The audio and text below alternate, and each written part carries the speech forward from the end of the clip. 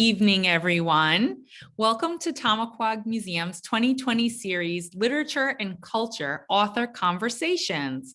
Through this series, we hope to engage the audience through chat dialogue, strategic questions, and learning through literature regarding culture, history, indigeneity, and the complexities of life. Thank you for joining us today during this virtual discussion made possible thanks to funding in part from the Rhode Island State Council on the Arts, the Rhode Island State Council for the Humanities, New England Foundation for the Arts, USDA Rural Development, and people like you. You too can support programs like this by making a tax-deductible donation to the Tamaqua Museum. The links will be added to the chat as we can. Just a quick reminder before we get started, please make sure you are all on mute. Please engage with us by using the chat box to type in your questions and we'll add them into the conversation.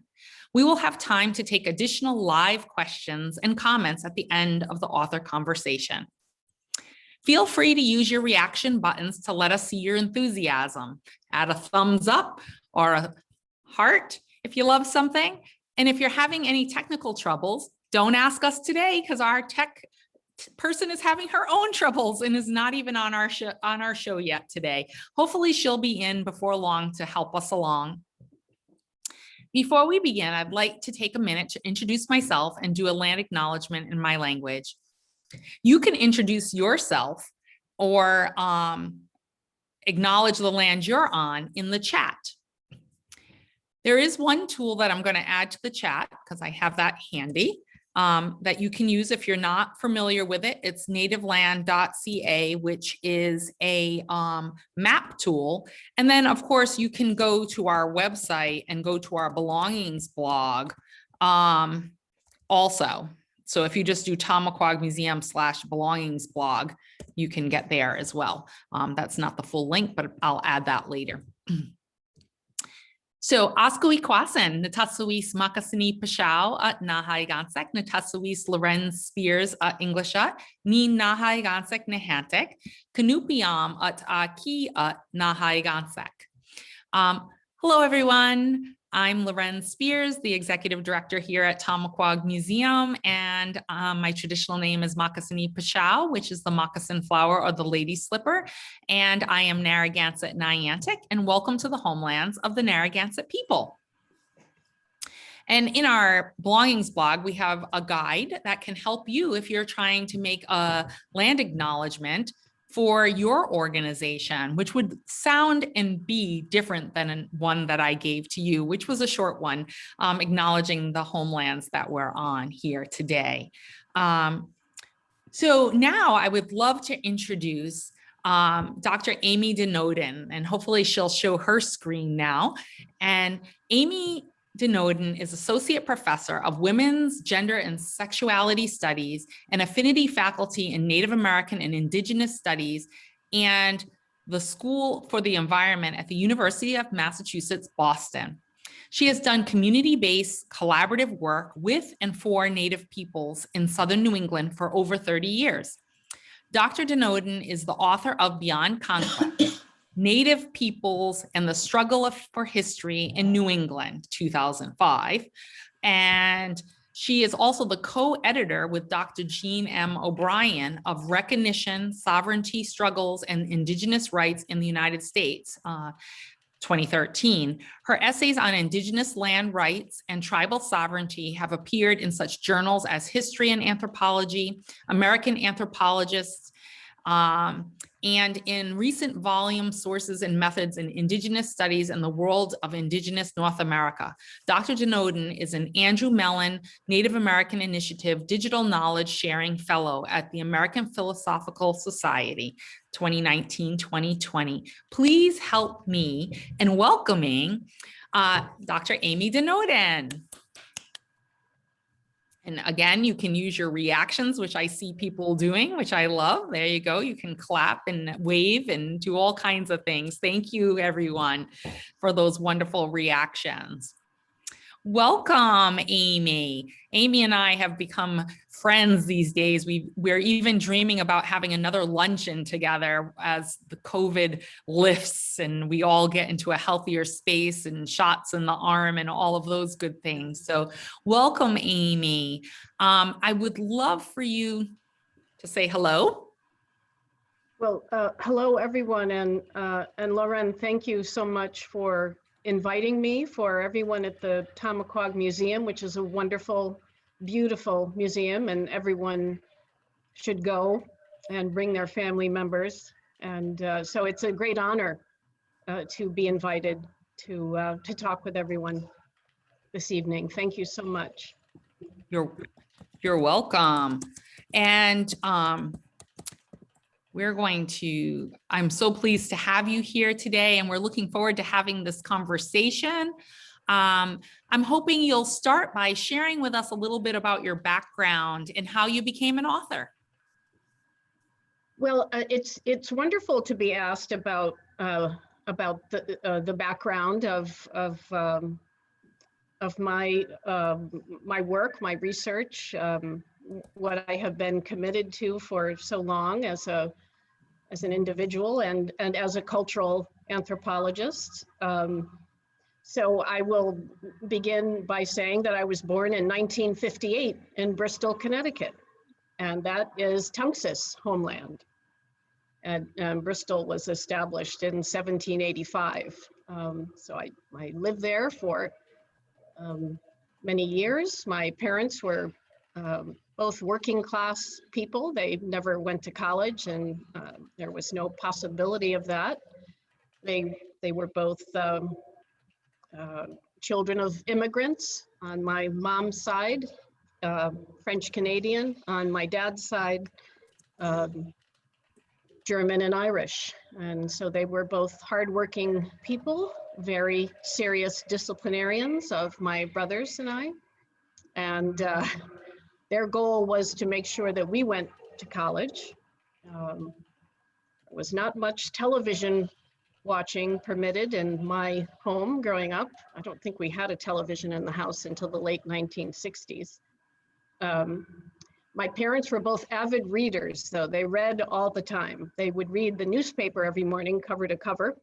I'm sure that sounds familiar to some who are listening. And they did a lot of reading. My father read a lot of history. So they were a very important influence. I live now in Hebron, Connecticut.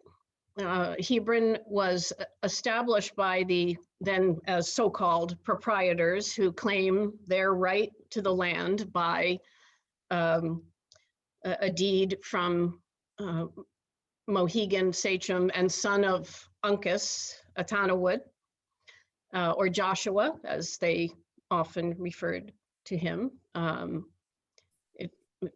What the colonizers of this area did was turn the region, the place into agricultural land. There still is a lot of wooded land here in Hebron, and I can see why many of the colonizers or invaders sought to control this land, because the forestry industry became important, but English colonists took a lot of wood from native homelands, and that includes reservation lands as well. So this is where I am now. I began to be a writer, I think, when I was 9 or 10 years old. I used to like to write short stories, and because I spent a lot of time solitary, I used to be in my room by myself writing a lot. And I did that through high school. And even though I went and got an undergraduate degree in anthropology, I did while I was earning that degree, I did take fiction writing classes. One semester, John Cheever's daughter, Susan Cheever, taught a fiction writing class I was in, and it was just glorious to be in that room with Susan Cheever 2 nights a week. And so I did go on and get an MA in English, and I taught composition. I taught freshman English at Trinity College in Hartford and at University of Hartford, and did finally decide to go on and get a PhD in anthropology. And but even while I was doing that, and I was sharing this with Lauren the other night, I was the lead tutor of the writing program for student athletes at the University of Connecticut, and that was wonderful. I tutored, the members of the women's swimming team, men's basketball, other sports, and with students who were a joy to work with.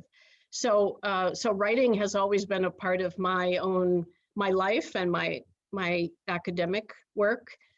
That's awesome. Thank you for sharing that.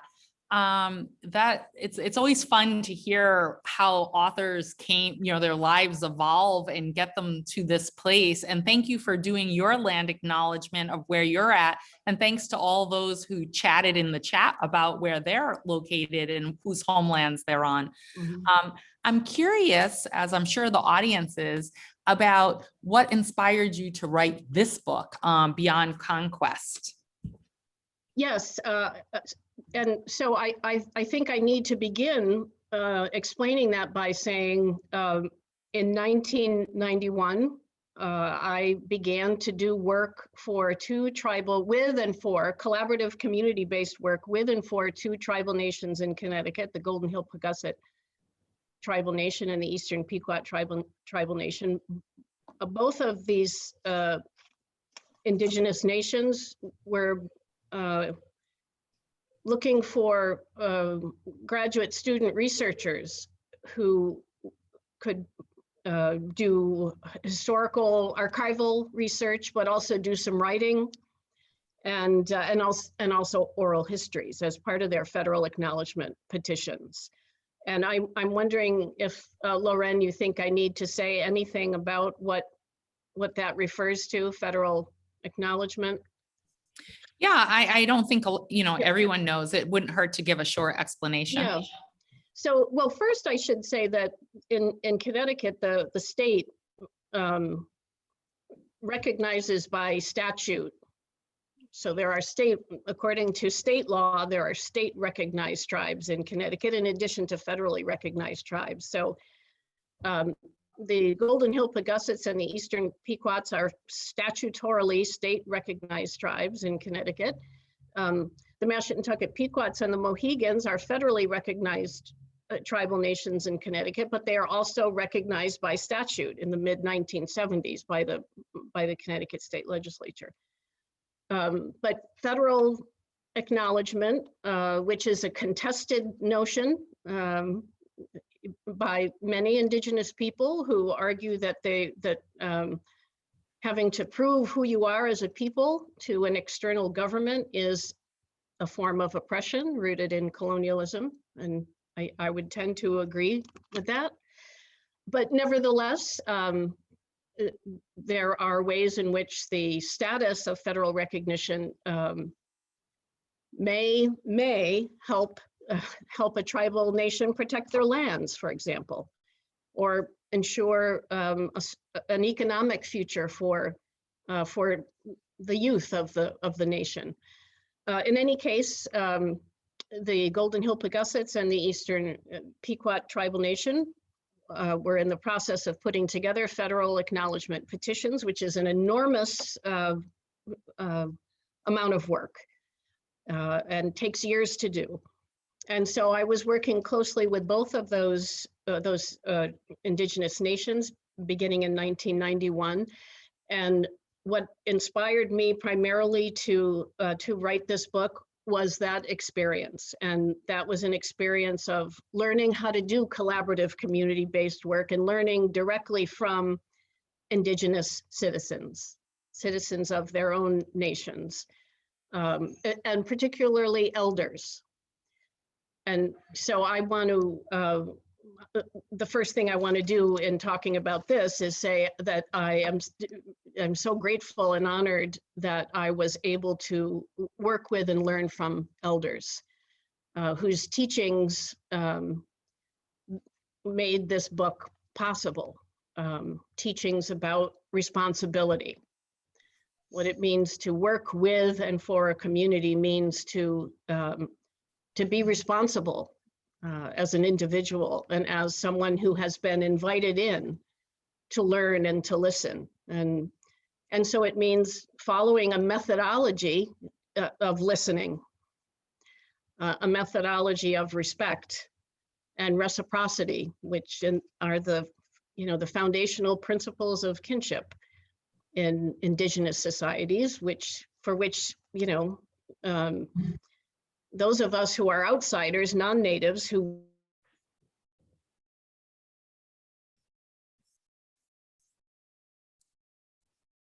Is she frozen or am I frozen? Thanks, Donna, for moving. She's frozen. There we go. So I spent many days with tribal elders, with Indigenous elders, learning about their histories. And if we have a minute, I would like to just acknowledge some of those elders by name. And I did dedicate my book to Eastern Pequot elder Alton Smith Sr., who passed on into the spirit world in 2001. He was a U.S. Navy veteran of World War II, and he had deep knowledge, not only of the history of the Eastern Pequot people, but of United States history. And he shared with me, for instance, the kind of racism he confronted or was confronted by when he came home after the war. And listening to and learning from Alton Smith Sr. It stays in my heart always. His kindness, his graciousness, and his wisdom to everyone, with everyone, and his strength to endure what he endured. So I want to acknowledge and thank him. Other Eastern Pequot elders, the current Chief Roy Sebastian Sr., who I believe is 97 now. I learned a great deal from him. My first walk onto reservation land in Connecticut, which is some of the oldest reservation land in the United States.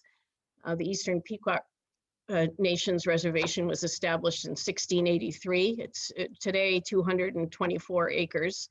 And my first walk on the land was with Chief Roy Sebastian Jr. And so I am deeply grateful for all that I learned from him and for his kindness and graciousness. And there are many other Eastern Pequot elders who shared their oral histories with me. I do also want to mention Golden Hill Pagusset Chief Big Eagle Aurelius Piper Sr., who passed on into the spirit world in 2008, and who there is no one like Chief Big Eagle on the planet. I'm still convinced of it. He helped me to understand what it meant to speak truth to power, the unvarnished truth to power. And he did so from the position of keeping his community, his nation, holding on to what is a 1/4 acre reservation in Connecticut, in Trumbull, Connecticut. And I mentioned to Loren that I wanted to share with all of you this New York Times article from 1974, in which you see Chief Big Eagle sitting on his homeland, and the one house on the reservation behind him today, it's wonderful for us all to know that his daughter and her children are living on the 1/4 acre reservation and continue, the Golden Hill Pagusset people continue to demonstrate their inherent right to self-determination as a people. But this was an important moment in the middle of the 1970s, you know, as in the era of the American Indian movement, and the beginning of a time when Indigenous rights were beginning to be acknowledged by the broader non-Native public. So it was an extraordinary thing to see that the New York Times paid attention to the fact that Native people were holding on to their reservation land, which is homeland, which is Indigenous homeland. That is truly amazing. I love that image. Two things. One, if you have questions, the audience, if something provokes a question, feel free to put it in the chat and I'll try to work it in as we're going along. And of course, any kind of reactions to things that you're seeing, feel free to chat about them. What you were saying really lends itself to this next question, which is that much of the history of Indigenous people is rooted in oral tradition. So where does your research start and where do you go? With respect to learning about, learning from oral tradition? You know, as part of your writing process and creating a book, like where do you start in the oral tradition and then where did that lead you?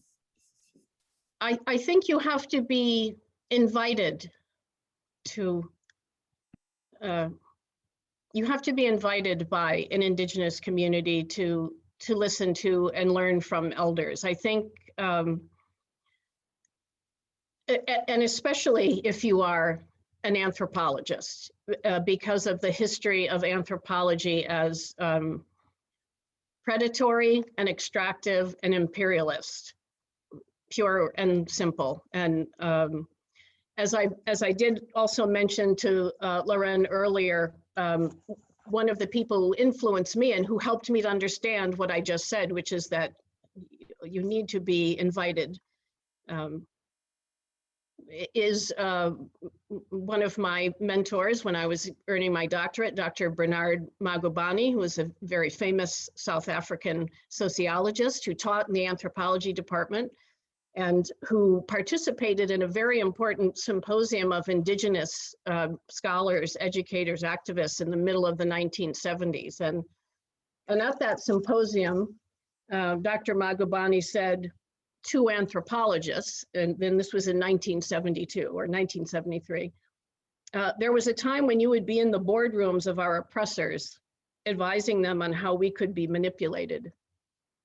If anthropology is not to die with the death of colonialism and imperialism, then it should find itself a new responsibility. Our struggles, by which he meant the struggles of Indigenous people, should be the struggles of anthropologists. And so that gives you just a little bit of an idea of what it was to have the wonderful opportunity to be in a graduate seminar with Dr. Bernard Magubani. And so that had a tremendous influence on me. So that's why I say I might not have done this work if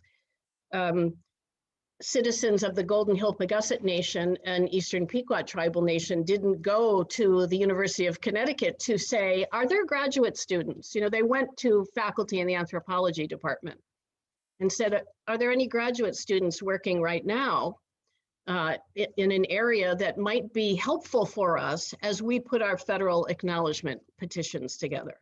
So that's how I began to do that work, to have been fortunate enough to have been invited to learn, to listen, to hear the wisdom.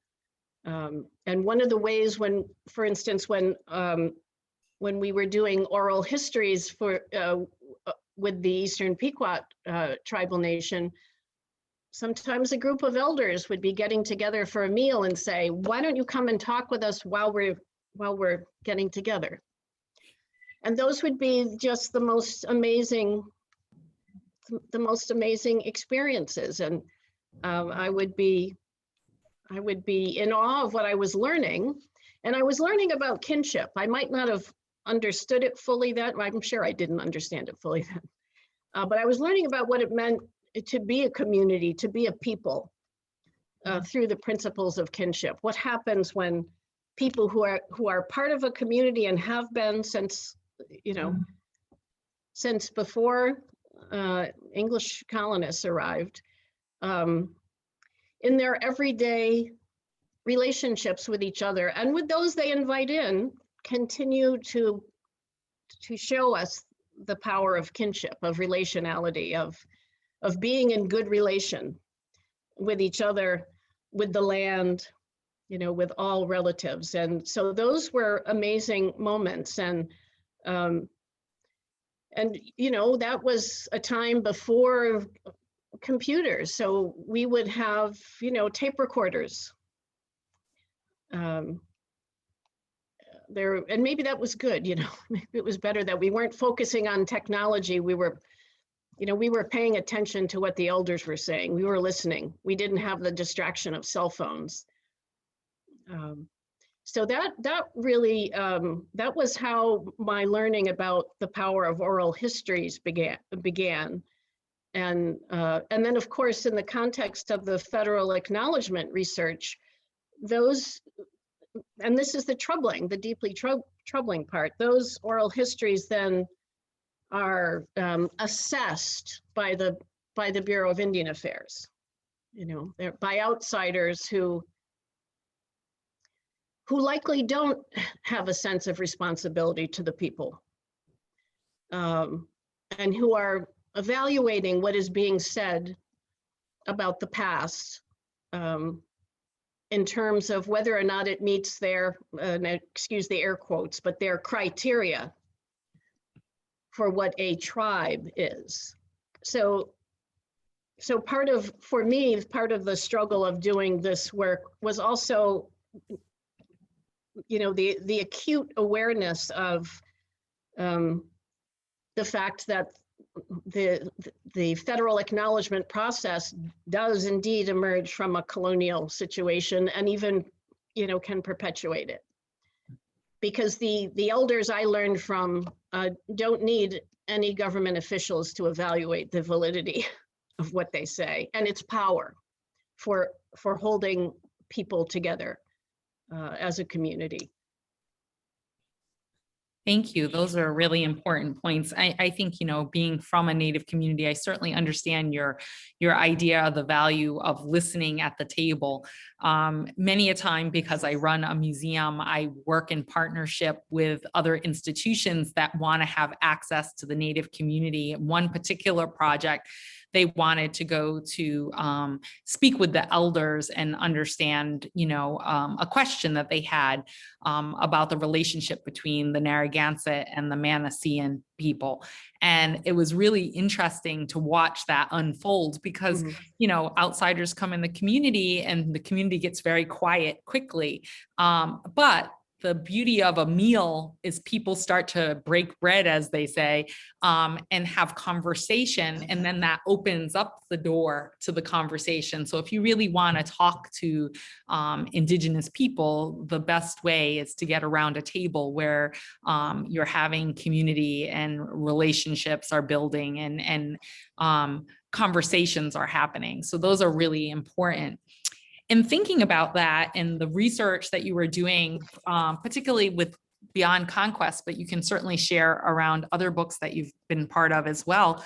But I'm wondering about if you have, this is kind of a weird way to say this in a favorite passage because this is such a dense book with lots of content, but I'm just wondering if there's some particular section that speaks to you that you feel is really important that you would want to share with the audience about that book, or some piece of it that you think that you would love for everyone. If they learned anything from reading this, that would be what you'd want them to take from it.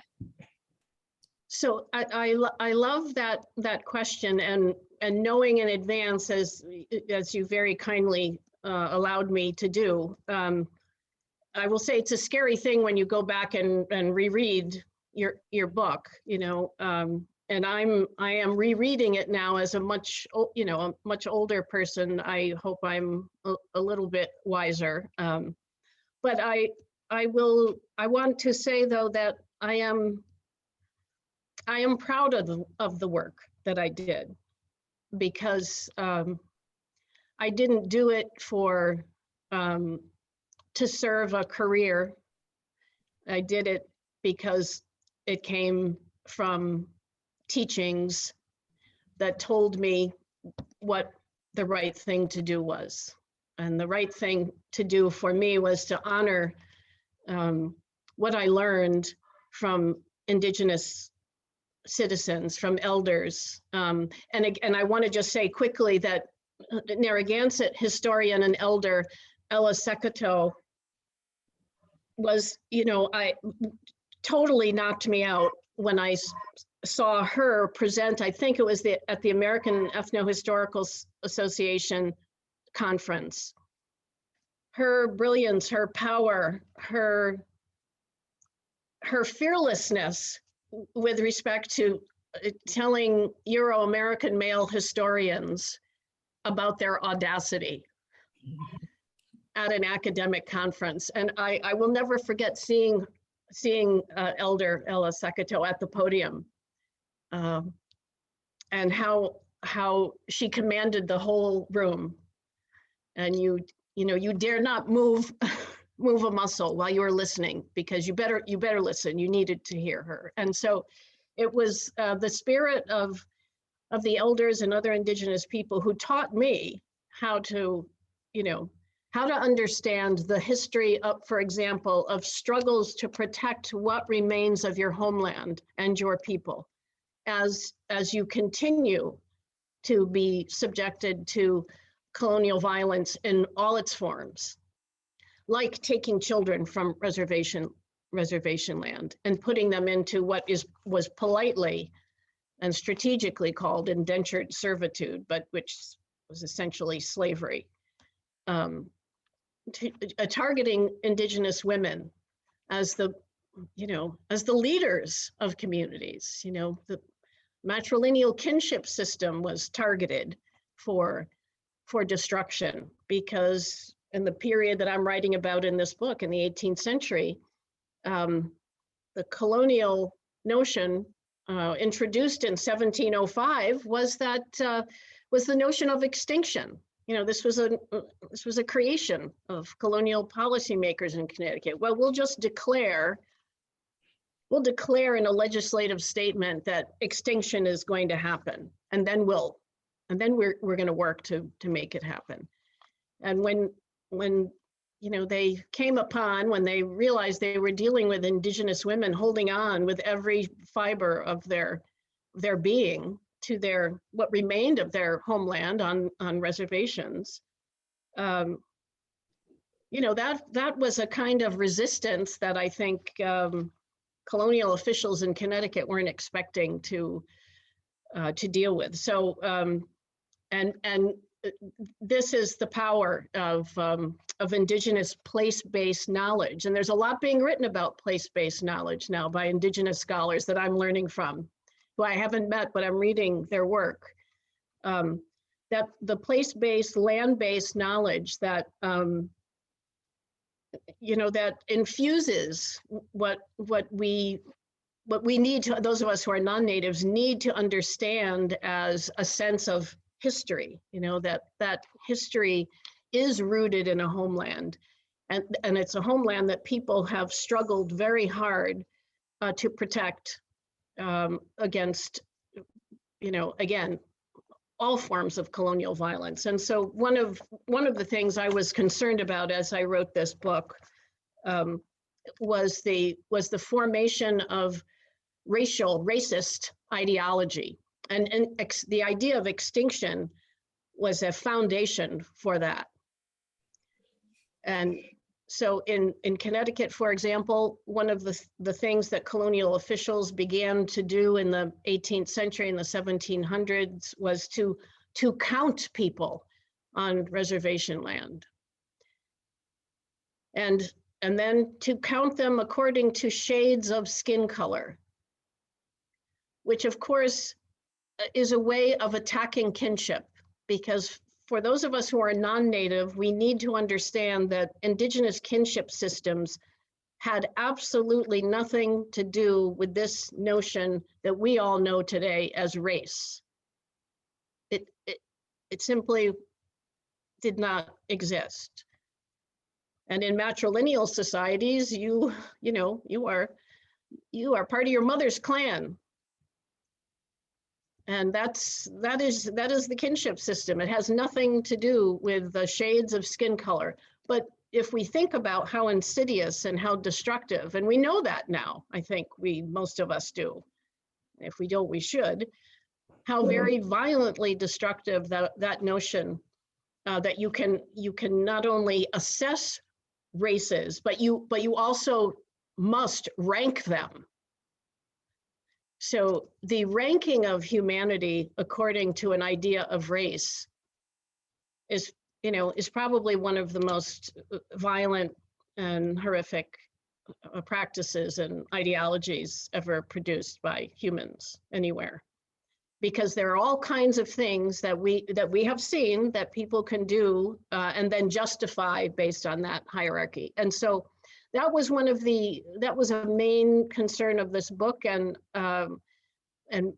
looking at how indigenous resistance on reservation lands, resistance to dispossession, resistance to the theft of timber, resistance to the destruction of cornfields, as people who were trying to sustain themselves and feed their children, how ideas about race figured into, were strategically imposed, injected into those contexts of struggle.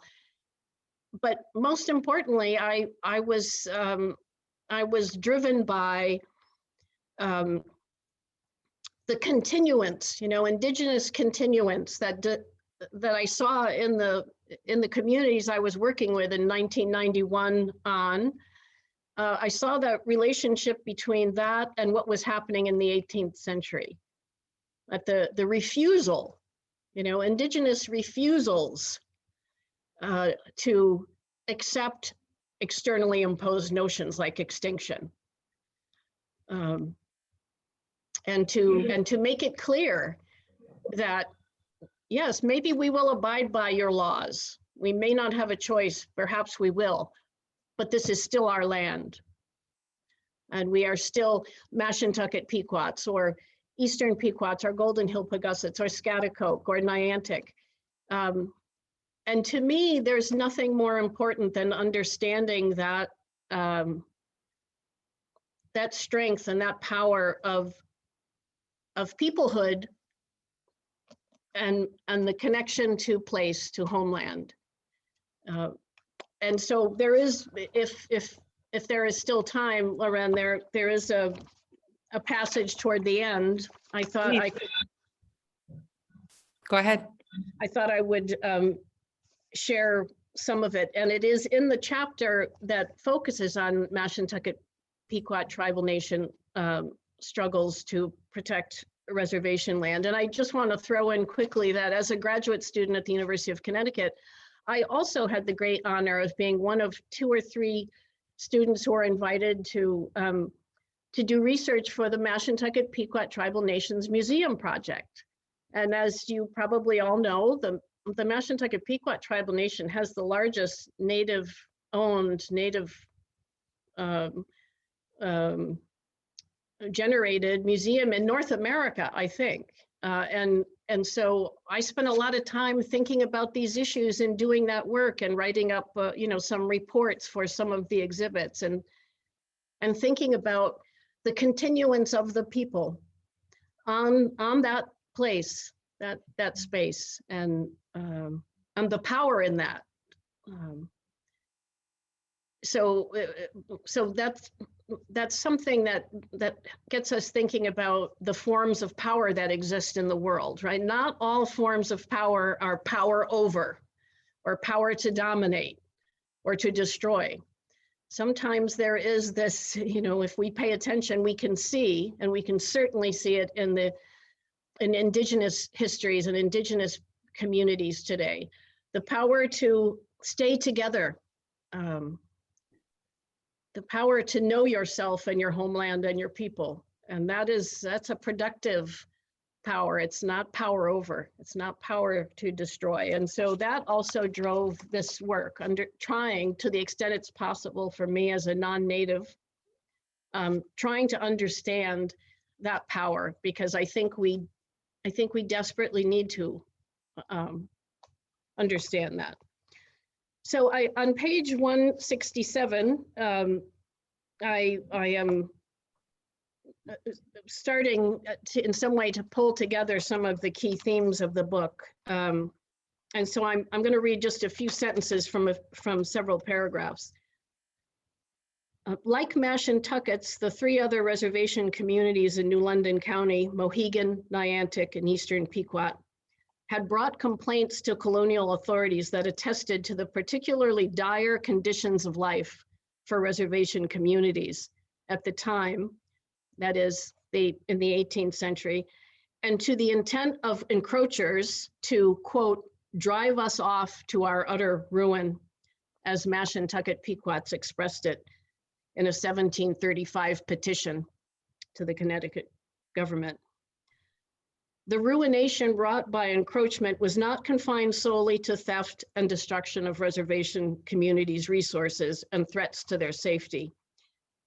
Native labor was under assault by encroachers, whose actions indicate that they sought not simply to degrade the material existence of reservation communities, but to extinguish their will to continue living on reservation land.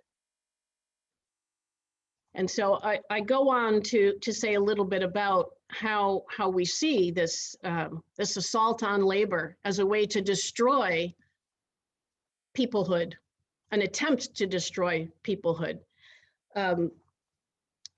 I quote from a Niantic petition from 1728, the Niantic people. And here is what they say in their petition to the Connecticut government. Instead of the said English having the herbage of said land after the crops are taken, from time to time for the space of 20 years last past, when the Indian corn and beans, etc., was come up, they turned their cows, horses, swine, sheep, etc., onto the land and have wholly destroyed the crops. So that was one way to do it, to wait until the crops were near ready to harvest and then destroy them. A strategy intended to, to break the will of people, to be a people on their land. I'm sorry, Lauren, go ahead. No, I was just agreeing with you on that it was an act of war. You know, the Yes. destruction of food systems was an act of war. Yes. I agree, and I love the way you put that. It was, and so, and that is why in the book I throughout the book work to try to explain that in the title Beyond Conquest, I am referring to a claim, a colonial claim. Not a reality of conquest, because colonizers in Connecticut had to keep reasserting that. They tried to, to keep convincing Pequots, for instance, that they had been conquered in 1637. Why didn't Pequots, that their dismay at the fact that Pequots didn't accept this claim of conquest. And what we saw through, if you look carefully at the documents from that period, we see Native communities who are living in what we would today call poverty, right? They're struggling to feed their families. They're struggling to harvest a corn crop.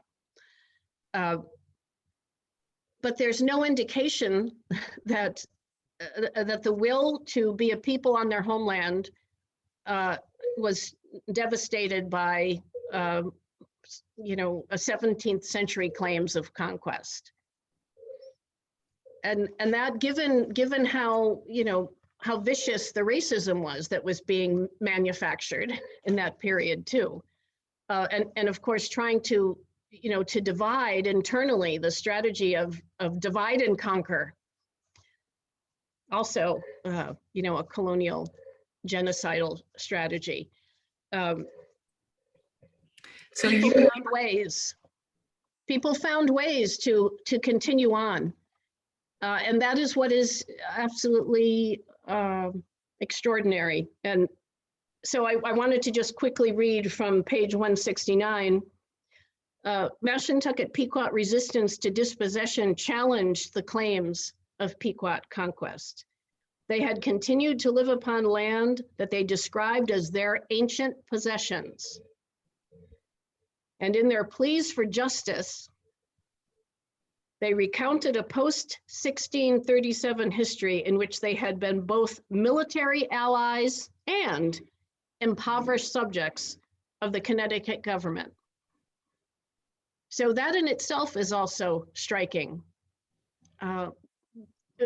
So I talked earlier about Ella, elder and historian Ella Sekato speaking truth to power, and other elders I learned from. Well, Mashantucket Pequots and other native peoples in Connecticut in that period did. They spoke truth. They didn't deny that they were suffering. They told officials, they told them, we are suffering, but this is our land. And that's so powerful. I mean, Ella certainly said it well. And one of my favorite quotes of hers is, "The truth is the truth is the truth, just waiting to be recovered." And work like yours, working with the Native community, for the Native community, and unpacking this history of the documents that reinforces the actual sovereignty that people had and the sustainability of our communities. But it really speaks to a lot of the trauma that was going on through conquest and colonization, but also leads to the historical trauma that we think of today. So it kind of leads me into this next question, which is about, we're living in a time where we're having lots of conversations around monuments. Some people look at it as revisionist history. We looking at some of those monuments and people that have been idolized as telling the truth, about these people, and not just the fictional version of the truth. Or the one-sided version of the truth. And we're talking about land back and protests and actions at the Capitol, and,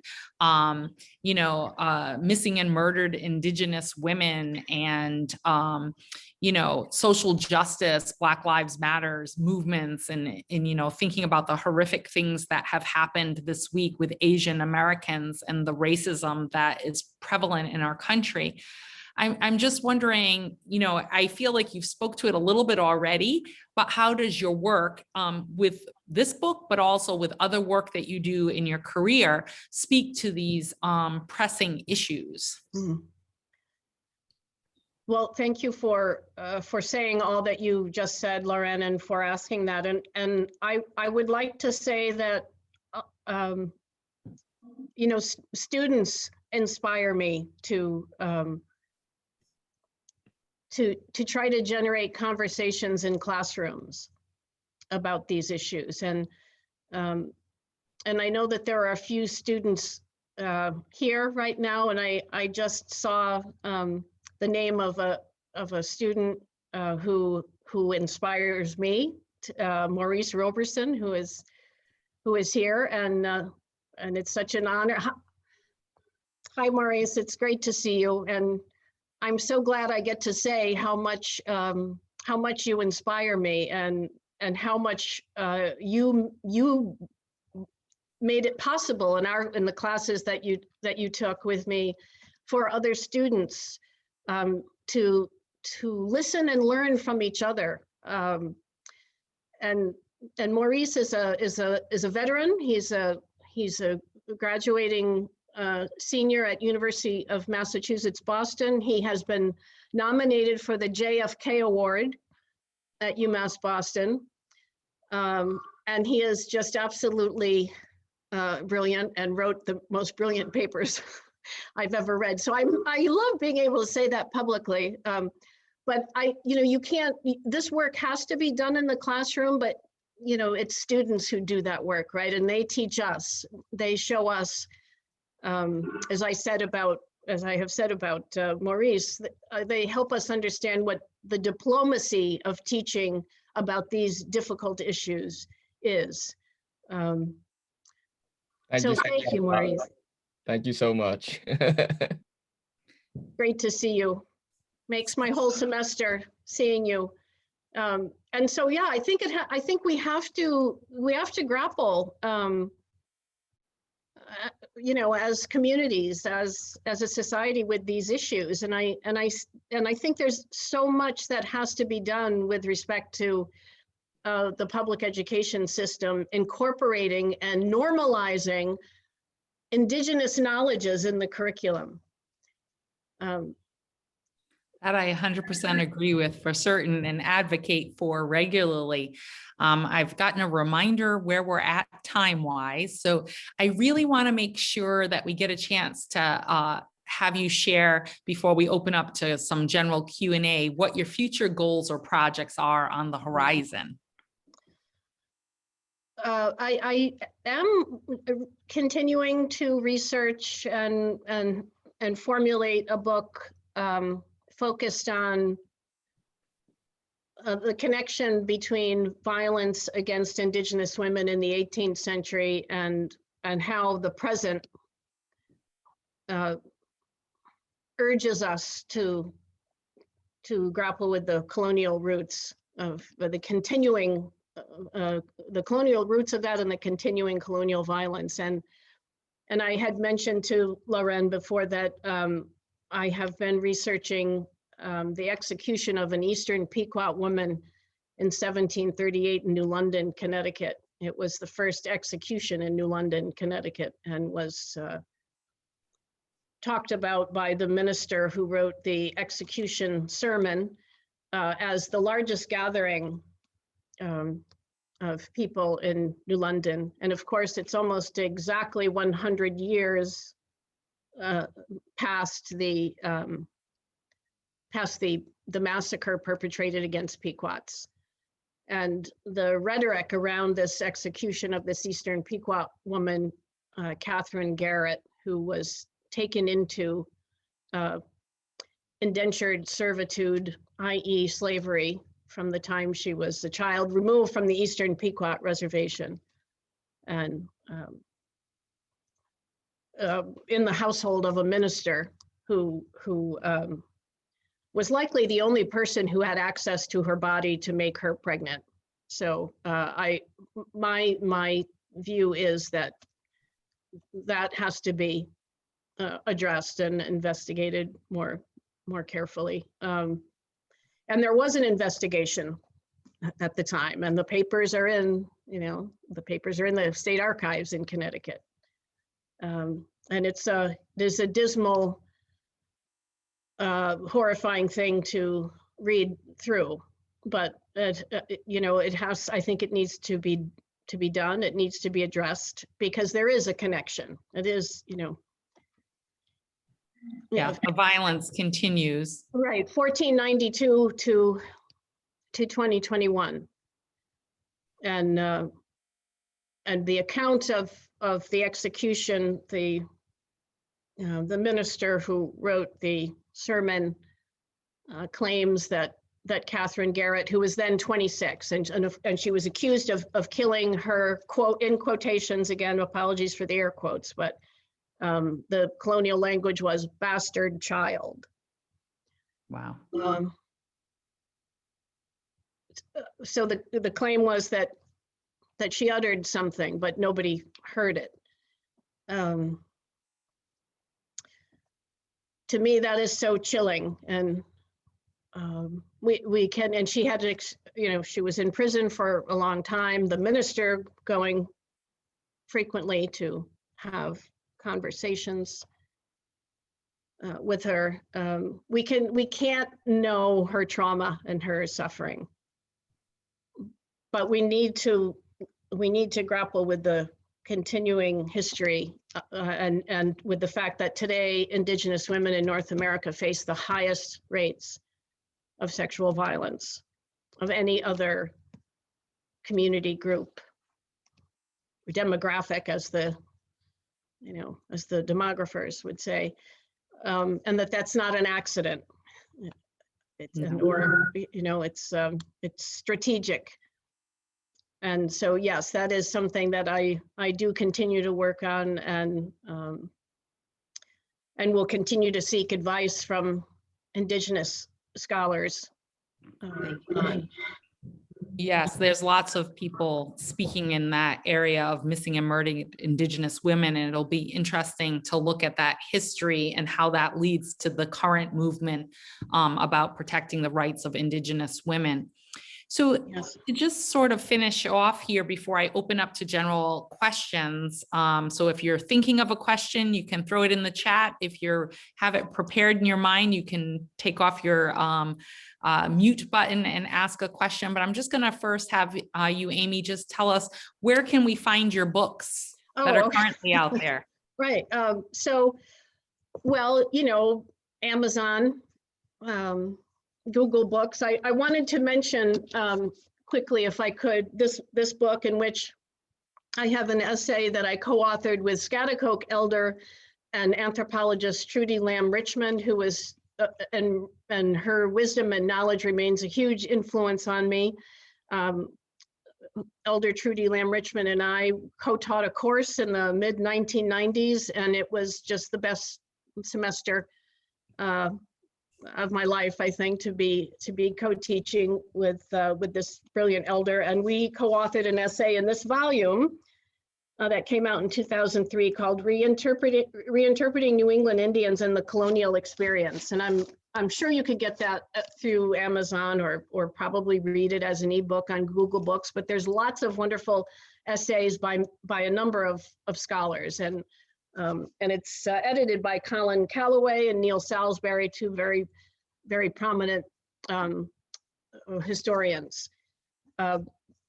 You mentioned earlier, Lauren, the book that historian Jeannie O'Brien and I co-edited, Recognition, Sovereignty Struggles, and Indigenous Rights in the United States, University of North Carolina Press, but also Amazon, the usual suspects, right? There's many wonderful essays. And this one, we put the press link in. It's the Nebraska Press as well. Great. Beyond Conquest. I don't think we had all of them to do, but hopefully people were able to scribble down the names. So we do have a question in the chat, and the question is, Catherine asks, is the violence against Indigenous women mostly from white men? And the answer to that is no, according to research by, for example, the prominent Muskogee legal scholar Sarah Deer. No, it is, I believe, according to the last I checked, 75% or 80% of those attacks on Indigenous women are committed by non-Native men, Euro-American men. So, and all you need to do is Google missing and murdered Indigenous women. Yeah, so I think you answered that in the reverse. So you are saying, yes, it's mostly white men. Yes, mostly non-Native, and most of whom are white men, Euro-American men. Yes. Sorry about the lack of clarity there. Thank you. That's fine. I just wanted to clarify. I did want to add a little piece to that too. When people are talking about environmental and climate justice, work, you have to also be thinking about missing and murdered Indigenous women, because they put those pipeline projects, mining projects, logging projects, places where there are man camps. Yes. They put them next to Indigenous women and communities, and then victimize and, as we know, make missing and murdered Indigenous women, not just in North America, but in the Americas, from Canada down to Central and South America. So it's a really difficult circumstance that Indigenous women are dealing with. And if I could quickly say, there is a new documentary that came out, I think, just last year, that students in one of my classes will be watching soon, called Sisters Rising. And it is about the connection between extractive industry and the crisis of missing and murdered Indigenous women in North America. And there are, you know, brilliant Indigenous scholars who are writing about this. And so and amazing artists that are painting about it. Nyana LaFond was one of our Quarantine Creative Series of artists in the fall. You can find it on our YouTube page. And she's been painting by permission Indigenous women who are protesting against missing and murdered Indigenous women because they have family members that are missing or murdered. Mhm. And she's been painting their portraits for free, and then not selling the work. But they're showing the work in different galleries across North America. Really amazing. So if you get a chance to look at that, past Quarantine Creatives with Nyana LaFond, it's the artwork is striking. Great way to spread the word too. Mhm. Any other questions in the chat? Or you can unmute yourself if you want to just come right on and ask Amy, Dr. Den Ouden, a question. Or just comment and or disagree. Oh, thank you, Derek, for he put in the other two books for us. Thank you so much. We appreciate that. We were having some tech difficulty early on, so we didn't get that in there. Thank you, Derek. Let's see. Maurice has a question. Come on in, Maurice. Yeah, so I guess now's the appropriate time for me to fully acknowledge Dr. Den Ouden's contribution to my education path in general. When I took her class, you know, it was almost like magic. You know, some professors, you have them and they have a set syllabus and that's it, that's all. There's no negotiation. But you know, as life goes on and things happen and out in the real world, you know, if someone brings it up in class, then we're addressing it. And not only are we going to address it, we're going to address it in a way that native tradition may recognize, in a way of let's say a healing circle type of way. So you know, I just wanted to acknowledge Dr. Den Ouden for that and say that I admire you 100%, and I take all of the lessons you've given and use them every day. So.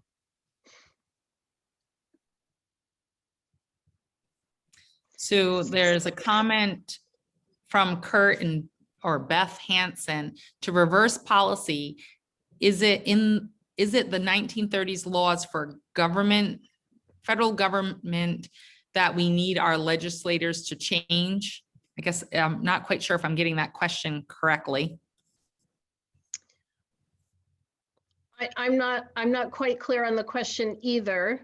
Hello, this is Kurt. I'm just wondering what the basis for all these are. It just came out recently that many of these go back to the 1930s law adopting certain standards and criteria. Are those the ones that we have to overturn to be able to keep on, to open up the recognition, I guess? Or are there other issues along the way that people are still quote for the federal group? Well, you know, I think it's really interesting that you should ask that, because just after former Representative Deb Haaland, who is Laguna Pueblo, was confirmed as the first Native person the first Indigenous person to be head of the United States Department of Interior. You know, this is a historic moment. A very historic moment we are living in right now. There's a young legal scholar, and my old brain can't remember her name right now, but who wrote a short article about this as an opportunity for this notion of federal acknowledgement to just be, you know, to be dismantled. That the idea that Indigenous peoples have to prove to the United States federal government through the BIA federal acknowledgement process, which is, you know, I mean, I think you don't really know how bad bureaucracies are until you've had to deal with, you know, the Bureau of Indian Affairs and the federal acknowledgement process. Yes, it's inherently flawed, no doubt. Yes. So I think we should be keeping an eye on how this issue may get raised and addressed under the leadership of Deb Haaland at the Department of Interior. I mean, I'm sure there would also be debate among, you know, Native people, among Indigenous nations about this particular issue, and that's how it should be. It should be Indigenous nations, Indigenous peoples discussing what sovereignty means. Does sovereignty only exist if the United States federal government says your sovereignty exists? I mean, that on its face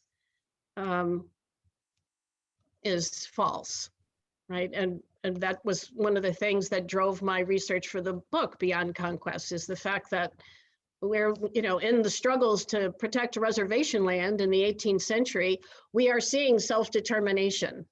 We are seeing the inherent self-determination of Indigenous peoples to sustain themselves as peoples for the future of their peoples. Doing that before there was a federal government. So they certainly, you know, Indigenous people certainly don't need the United States federal government to tell them who they are. I don't know if that answers your question, but I still think we should stay tuned to Deb Haaland's leadership, because this is really crucial and exciting, and you know, something that we should all be focused on, especially if we're interested in the workings of government. How, you know, let's think about how Deb Haaland will bring Indigenous principles of kinship for real into the Department of Interior, right? That's going to be, I think, very cool to. So it looks like there's one last question we might be able to squeeze in. It's from Linda, and it says, can you talk a little bit about your Mellon Digital Grant and the work you're doing with Herring Pond Wampanoag? Yeah, so I did quite a bit of work with and for the Herring Pond Wampanoag tribe, which is under the leadership of a strong Indigenous woman, Melissa Harding Ferretti, and who contacted me long before I applied for that fellowship back in 2016. She contacted me after asking the executive director of the Mass Commission on Indian Affairs, Jim Peters, who is Mashpee Wampanoag, to connect her with someone who has done research on native land issues in New England. And so Jim Peters suggested that Melissa call me. And so I did start doing work that has entailed research and on land issues, and also just, you know, listening and consulting and sharing ideas, and helping with the creation of a tribal digital archive project, which is underway now. And the funds from that grant went to that. So and very recently, I have been, starting to work on a new project with the Eastern Pequot Tribal Nation around preservation of the documents, all the documents, thousands and thousands of them relating to their federal acknowledgement petition, so that they can be preserved for the youth into the future, and eventually housed on the reservation in North Stonington, Connecticut. So I'm hoping I will be able to contribute meaningfully to that, because that project is also very close to my heart. Very important work, ongoing, and tribal nations need allies and friends to get this work done.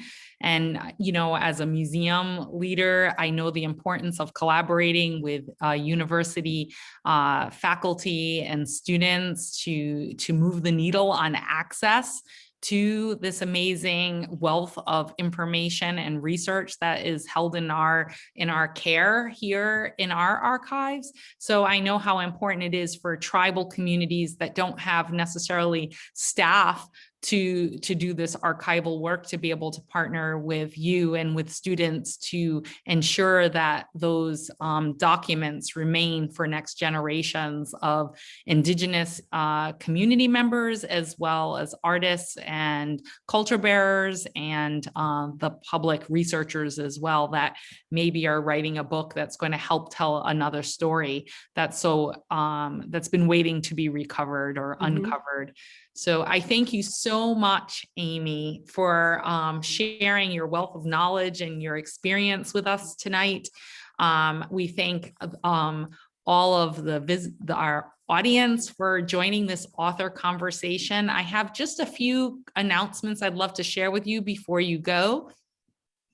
Our next session of Literature and Culture Author Conversations is scheduled for Wednesday, April 14th with Yvonne Dennis. She's last year's Lifetime Achievement Award winner from our annual Honoring and Cultural Showcase. She has several books.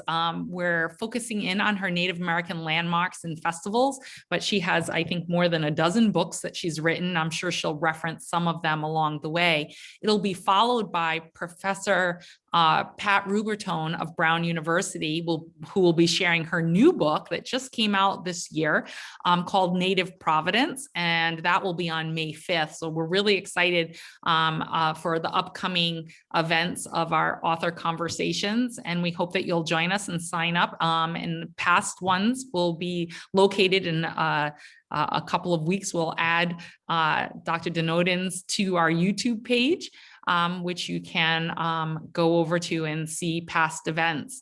On our website, tamaquagmuseum.org, you can also join our Indigenous Author Book Club in April. We've just finished this series. We're going to take a couple weeks off, and mid to late April, it will be back again with 3 new books for us to launch our spring, early summer session, and then we'll take a break again until the fall.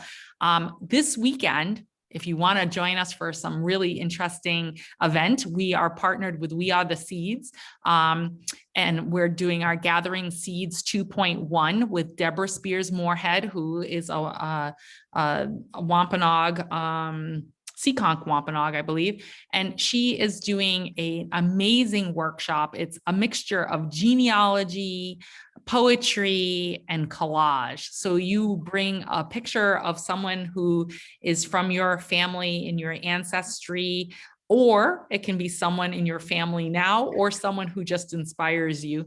And you're literally collaging out their story or their impact on you in some kind of way. And so it's a guided instruction. So it's meant to be fun and learning and exploration and creativity and meditative all at once. So we should be having a great time. That's 3 to 5 o'clock this Saturday. You can go right to our website and we link you over to theirs to sign up. so that you can find at Tamaqua Museum/events. Thank you again to our funders, the Rhode Island State Council on the Arts, the Rhode Island State Council on the Humanities, USDA Rural Development, and New England Foundation for the Arts, and generous donors like you. Please consider making a tax-deductible donation to Tamaqua Museum via our website, tamaquagmuseum.org. We continue to book virtual museum education programs for groups, schools, organizations. Visit our website for details about all of our virtual program visits. And if you're looking to buy a Mother's Day gift as it's coming up, or a birthday or other holiday, Easter is on its way, visit our online store. We're supporting over 35 Indigenous artists in our store, and we would love to have you support them and to support Tamaqua Museum in that fun way. Thank you so much for joining us today, and we hope to see you again next month for our Literature and Culture Author Conversations. Winnie Nukan, have a wonderful evening. Thank you so much, everyone. See you again. Thank you. Thank you, everyone. Enjoy the rest of your evening.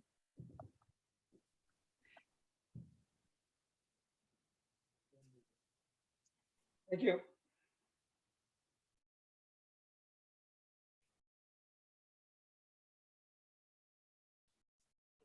Bye, Donna. Thank you. See you tomorrow. See you tomorrow.